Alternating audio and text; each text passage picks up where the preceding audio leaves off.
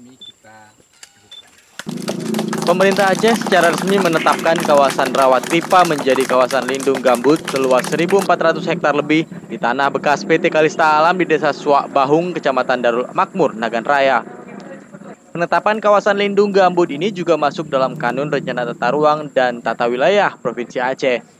Peresmian ini dilakukan setelah proses restorasi seluas 500 hektar berupa penanaman pohon dan penutupan kanal sebanyak 18 titik oleh Kepala Dinas Kehutanan Aceh, Husaini Samaun. Buatan tabat dimaksudkan untuk menahan air agar tidak keluar dari kawasan sehingga diharapkan dapat kembali menjadi ekosistem lahan basah. Rehabilitasi Rawatripa ini juga sebelumnya dilakukan dengan menanam kembali lebih dari 100.000 batang pohon. Pohon-pohon sawit milik PT Kalista Alam juga telah dibersihkan dari lokasi kawasan lindung gambut ini.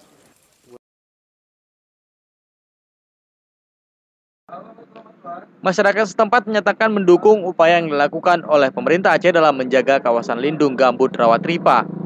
Pemerintah diharapkan dapat terus bekerja sama dengan warga dalam menjaga kawasan ekosistem dan hutan lainnya.